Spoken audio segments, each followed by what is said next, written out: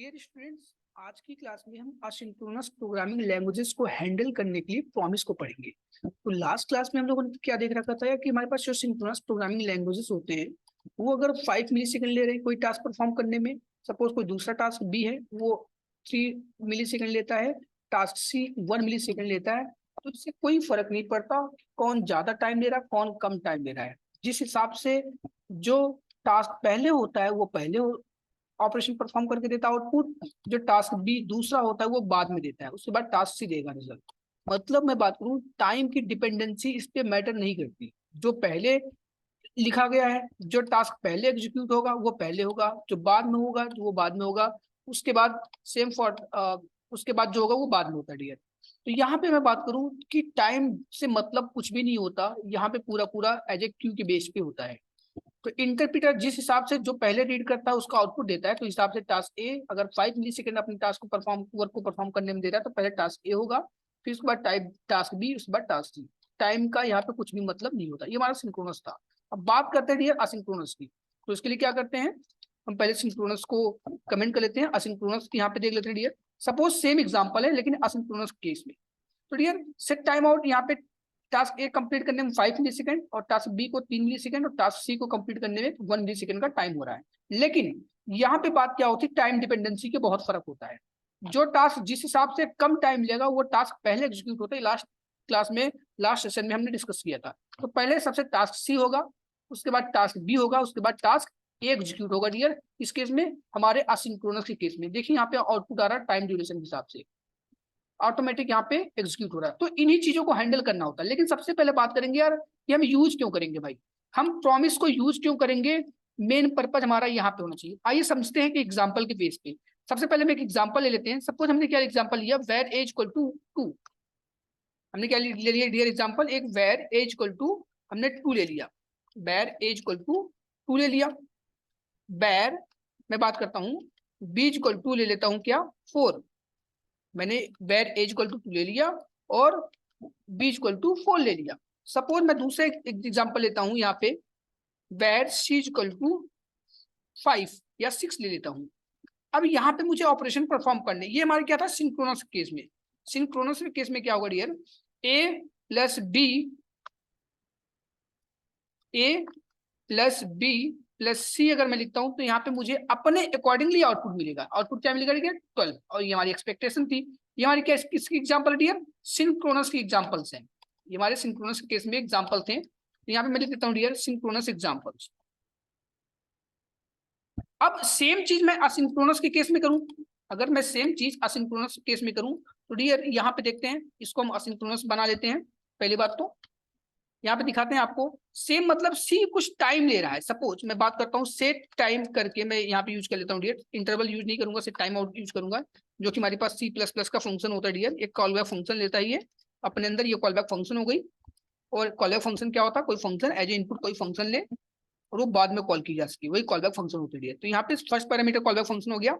Second में मानता हूँ 2 मिली सेकंड का टाइम देता है टास्क सी देने में। तो डियर अब task A B plus C करते हैं, देखो आउटपुट क्या आएगा हमारे पास। बोला C is not defined, because dear यहाँ पे सी उसको 2 मिली सेकंड बाद मिलेगा। बोलोगे दिखाओ मुझे, तो डियर यहाँ पे मैं दिखा देता हूँ आपको, 2 मिली सेकंड बाद आपको क्या मिलेगा टास्क सी। यहाँ पे डियर क्या लिखते हैं, कंसोल डॉट लॉग सी। अब देखो डियर आपको क्या मिलेगा, 2 सेकंड बाद सी एग्जीक्यूट होगी। लेकिन सर बोलोगे तो मिला तो है ही नहीं मुझे। आप क्या बोल सकते हो, मिला है ही नहीं, क्यों डियर, क्योंकि यहाँ पे बैर वेरिएबल है ना, इसलिए आपको मिल नहीं रहा है। और बैर वेरिएबल तो फंक्शन स्कोप होता है, ये कॉल बैक फंक्शन है ना, इसके अंदर होगा। लेकिन हाँ 2 मिली सेकंड बाद ये एग्जीक्यूट हो जाएगा, आप यहाँ से प्रूफ कर सकते हो।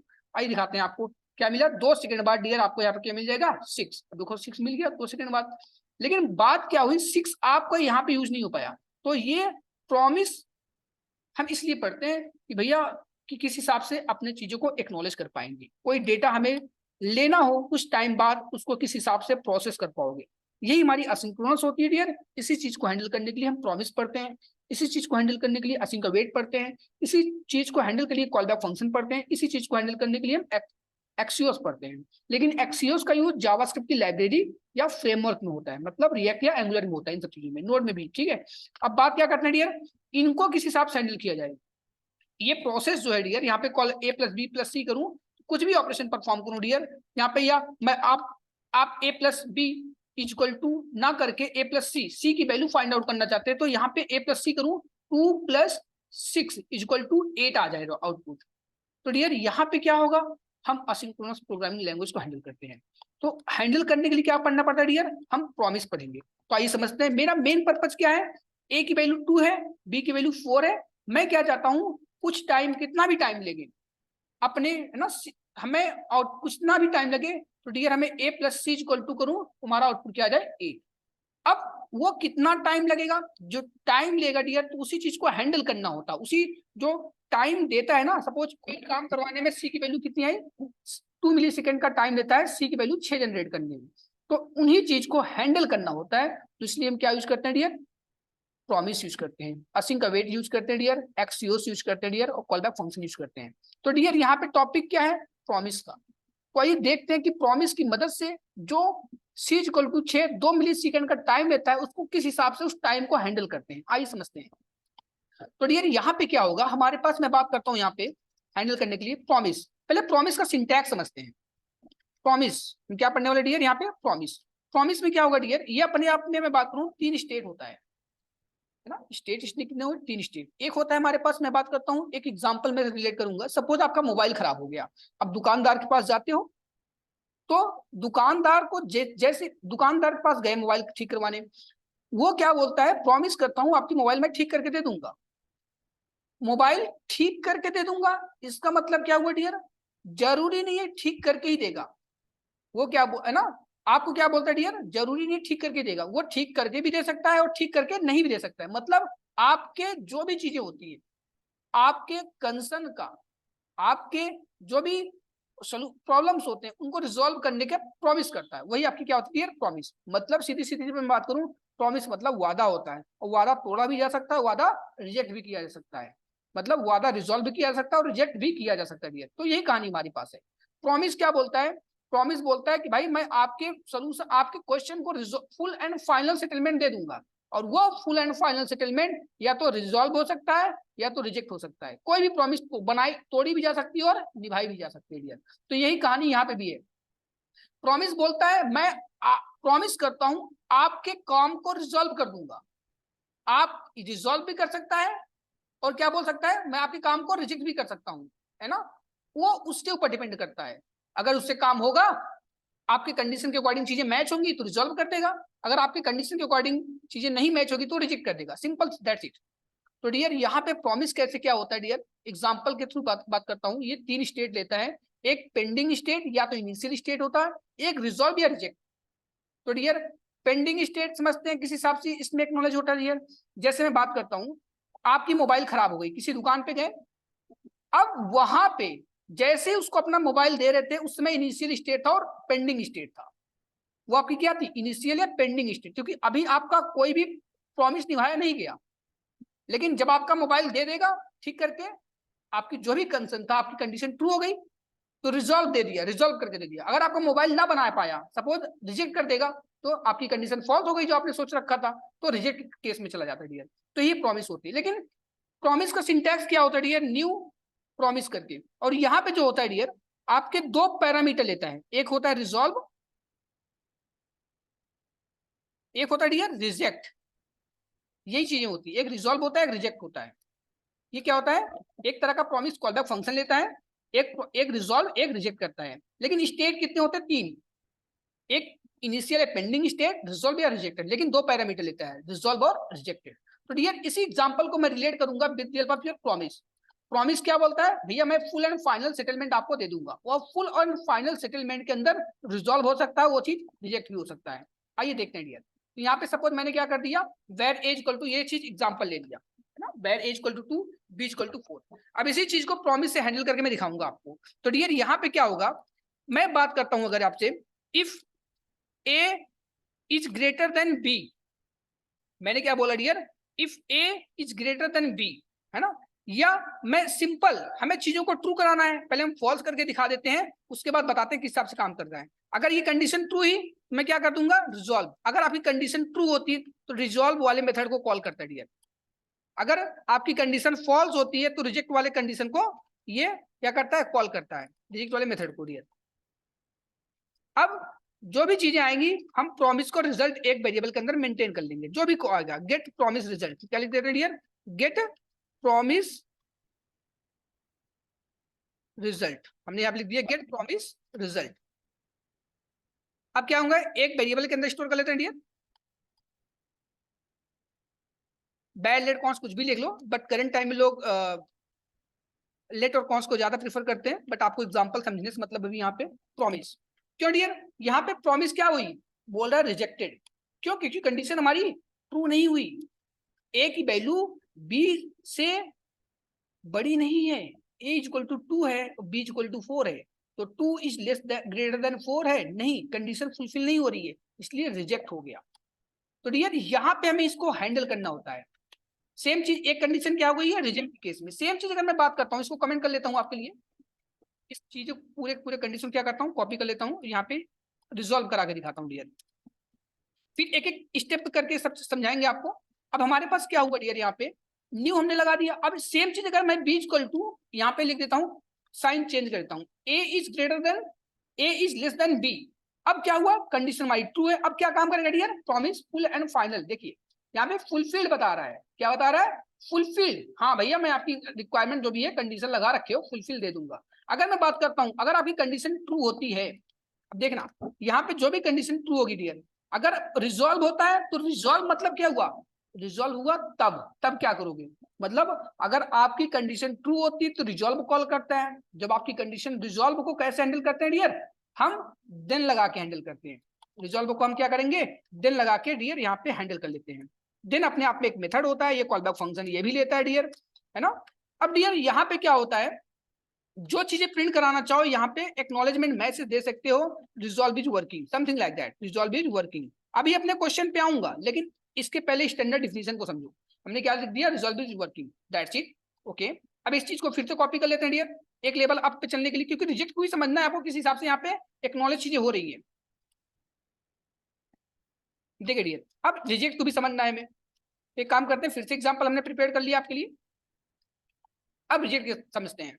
तो डियर अगर मैं यहाँ पे कंडीशन फिर से चेंज कर देता हूँ, अब रिजेक्ट है, रिजेक्ट को कैसे हैंडल करते हैं डियर, डॉट देन लगा के प्रॉमिस को, रिजॉल्व को हैंडल करते हैं, और डॉट कैच लगा के क्या हैंडल करते हैं डियर, आपके रिजेक्ट को। कोई बंदा रिजेक्ट करेगा, उसको आप पकड़ लोगे, बैठा लोगे पकड़ के, है ना, कि भैया क्यों रिजेक्ट कर रहे हो, तो यही डॉट कैच लगा क्या करते हैं डियर, हैंडल करते हैं। अब क्या करते हैं, मतलब रिजॉल्व होगा तो देन से हैंडल कर लेंगे, कोई साथ निभा देगा तो मतलब आपकी कंडीशन को सेटिस्फाई कर दिया, मतलब साथ निभाया आपका, तो भैया अब क्या करें उसको बताओ, तो उसको कर लो देन लगा के। अगर आपकी कंडीशन ट्रू होती मतलब रिजॉल्व हो गई, जब रिजॉल्व होगी तो उसको देन से हैंडल कर लो। अब जैसे ऊपर आपने हैंडल किया यहाँ पे, राइट, यहाँ पे एग्जांपल में रिजॉल्व हो गई थी ना, यहाँ पे देन लगा के हैंडल हुआ, रिजॉल्व इज वर्किंग आ रहा था आउटपुट। अब अगर आपकी कंडीशन रिक्वायरमेंट फुलफिल नहीं होती है तो कैसे हैंडल करते हैं डियर, कैच लगा के, कैसे, हम कैच लगा के यहाँ पे हैंडल कर लेते हैं।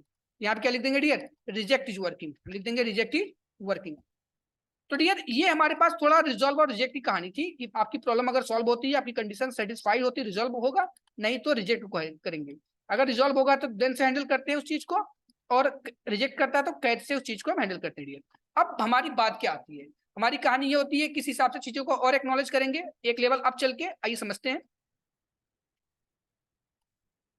मेन पर्पज क्या है डियर, कि आप किस हिसाब से आर्गुमेंट पाते हो, कहानी सब चीजें इजी है, इजी टू यूज है आपके वर्क प्रोसेस में। आइए देखते हैं हम कि भाई अगर हमारे पास ये कोई हमारे पास आर्गुमेंट है, यहाँ पे कुछ डेटा भी एज आर्गुमेंट पास करना चाहो पास कर सकते हो, लिख दो हेलो स्टूडेंट्स, मैंने यहाँ पे पास कर दिया हेलो स्टूडेंट्स, रिजॉल्व केस में। अब यहाँ पे देन है, यहाँ पे क्या पास किया है जो आर्गुमेंट, अब यहाँ पे पैरामीटर रिसीव कर सकते हो, गेट मैसेज करके यहाँ पे डेटा यूज कर सकते हो, और इसको यूज भी कर सकते हो। गेट मैसेज के क्या यूज करते हो डियर, यहाँ पे जो भी आप लिखोगे, जो भी आप स्टोरी लिखना चाहते हो, यहाँ पे सब चीजें एक्नॉलेज करवा सकते हो, कोई इशू नहीं होगा। हम क्या यूज करते हैं डियर, यहाँ पे जो भी आपने मैसेज किया है, यहाँ पे कॉमा लगा के क्या यूज कर लेंगे, मैसेज कर लेंगे। तो डियर कुल मिला के बात ये, आपकी अगर प्रॉब्लम रिजॉल्व होती है तो आप मैसेज करके पास कर सकते हो हेलो स्टूडेंट्स। अगर मैं यहाँ पे क्या लिखता हूँ, अगर रिजेक्ट करती है तो कुछ भी मैसेज डाल दो, मैं मैसेज क्या डालना चलूंगा, हेलो डियर स्टूडेंट्स, या हेलो, बस हेलो ही डाल देते हैं, या एल्स इज वर्किंग ना, रिजेक्ट डाल देते हैं, reject data, something like that, reject condition, reject condition मैंने लगा दी यहाँ पे। अब ये देखो आपकी मैं बात किया, अगर रिजॉल्व हो तो रिजॉल्व कंडीशन लगा देते हैं यहाँ पे, अच्छा रहेगा रिजॉल्व कंडीशन। आई थिंक ये कंटेक्स्ट अच्छा रहेगा। रिजॉल्व हुआ तो रिजॉल्व कंडीशन नाम की हमारे पास आर्गुमेंट पास कर देंगे, अगर रिजेक्ट होगा तो रिजेक्ट कंडीशन नाम की कुछ आर्गुमेंट पास कर देंगे। तो डियर यहाँ पे भी क्या होगा, गेट मैसेज नाम का सेम वेरिएबल ले लेंगे डियर, कोई इशू नहीं होगा में। अब इसको क्या कर लेंगे डियर, यहाँ पे एक्नॉलेज कर लेते हैं, पैरामीटर की तरह यूज कर लेंगे। तो रिजेक्ट की वर्किंग आ रहा है, मतलब किस हिसाब से रिजॉल्व और रिजेक्ट के अंदर हम आर्गुमेंट यूज करते हैं, किस हिसाब से पैरामीटर रिसीव करते हैं, ये भी आपने गो थ्रू कर लिया। अब आइए अपनी स्टेटस पे चलते हैं, किस हिसाब से हमें यूज करना था। तो डियर एक काम करते हैं, इसको कॉपी कर लेते हैं यहाँ पे। अब देखते हैं किस हिसाब से डियर अपने सोल्यूशन पे आते हैं ना, कि हमारे पास मेन पर्पज क्या था, हमारे क्वेश्चन को सॉल्व करना डियर, हमारे क्वेश्चन को सॉल्व करना। हमारे पास ये था, हमें क्या था डियर, एक आउटपुट आते हैं मेन कंसेंट पे, c = 6 था। हम क्या करेंगे, c = 6 था, तो यहाँ पे डियर हमारे पास जो रिजॉल्व वाली कहानी है, हम इसको यहाँ पे वेरिएबल यूज कर लिए। अब क्या होगा डियर, अगर हमारी कंडीशन मैच होगी तो रिजॉल्व जाएगा, अदरवाइज रिजेक्ट। तो यहाँ पे सेम प्रोसेस अप्लाई कर रही है कि हमारे पास जो भी कंसर्न होगा वो किसको किस हिसाब से यूज किया जाएगा। आइए समझते हैं डियर, सिंपल सी बात है, कुछ लोग बच्चे समझ गए होंगे यहाँ पे, है ना। अब देखते हो यहाँ पे जो सी है ना, सबसे पहले क्या होना चाहिए, आपको पता करना चाहिए आपकी कंडीशन हो क्या रही है। अगर आपकी कंडीशन रिजॉल्व है डियर, अगर आपकी कंडीशन यहाँ पे रिजॉल्व है तो इस वाले देन से हैंडल करेंगे, रिजेक्ट होगी तो हम कैसे हैंडल करते हैं। तो डियर यहाँ पे क्या होगा, a is greater than b, नहीं तो यहाँ पे रिजॉल्व कराना है तो dear a is less than b कर देंगे, a is less than b. तो यहाँ पे क्या करेंगे डियर, सी को यहाँ पे मैसेज अब पास ना करके हम क्या कर देंगे, सीधी तरीके से सी को पास कर देंगे। वो तो एक कहानी थी ना, किस हिसाब से मैसेज पास करोगे, किस हिसाब से मैसेज नहीं पास करोगे। तो यहाँ पे लिखते हैं गेट डेटा, यहाँ पे आर्गुमेंट पास नहीं करवा रहे हैं डियर, सिंपल तरीके से मैं क्या कर रहा हूँ, एक नया एग्जाम्पल क्रिएट कर दे रहा हूँ, यहाँ पे मैसेज हटा दे रहा हूँ। बस सिंपल सी बात है यार, कि अगर हमारे पास जो डेटा रहेगा, मतलब कि भैया हमने यहाँ पे बैट सी = पास कर दिया, बना लिया अपने लिए सी, क्योंकि सी को मुझे यूज करना था, तभी तो हम समझेंगे ना प्रॉमिस हमारी किस हिसाब से यूज होती है। जैसे मैं आपको एक ऊपर एक लेवल अप लेके चलता हूँ, जैसे मैंने यहाँ पे डिफाइन किया था कि भैया फंक्शनल प्रोग्रामिंग में ये थी, लेकिन असिंक्रोनस में सी को यूज करना चाहता था, तो इसको किस हिसाब से हैंडल कर लेंगे। तो डियर यही इसको सी को प्रॉमिस के अंदर हैंडल करते हैं, मेन कंसर्न हमारा ये हुआ। तो यहाँ पे डियर क्या करेंगे, इसको बैर सी = हमने यहाँ पे 6 डिफाइन कर दिया, अब इसको हैंडल कर लिया। अब क्या करेंगे, रिजॉल्व यूज कर लेंगे और सी रिजॉल्व के अंदर सी को एज आर्गुमेंट पास कर देंगे। तब जहां पे यूज करना होगा डियर, यहाँ पे क्या आ जाएगा, गेट डेटा। तो गेट डेटा क्या आ गया, 6, मतलब सी को जिसको यूज करना हो, जिसको हैंडल करना हो, वहां पे इसको रिजॉल्व में एज आर्गुमेंट पास कर देते हैं डियर।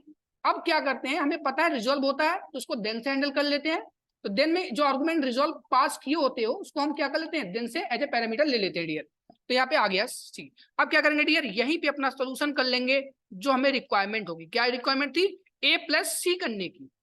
तो a + c हमारे पास क्या आ जाएगा डियर, डेटा, लेकिन c की वैल्यू क्या है डियर, अब c की वैल्यू गेट डेटा है, तो यहाँ पे क्या लिख लेंगे, गेट डेटा 8। अब कुछ भी कर सकते हो, गेट डेटा 8 हो गया, या मैं बात करूं कंसोल, यहाँ पे क्या यूज कर सकते हो dear, console dot log a + b + c, a + b + c। अब आपकी कोई भी डेटा लॉस नहीं जाएगी डियर, सब चीजें यूज कर सकते हो। सी मतलब क्या हुआ dear, get data, that's it, you have to get the answer. So this one is your promise, how you have to handle asynchronous programming language with the help of your promise. Thank you. जहां पे किसी बच्चे को problem आए please comment कर देना। Thank you so much, bye bye.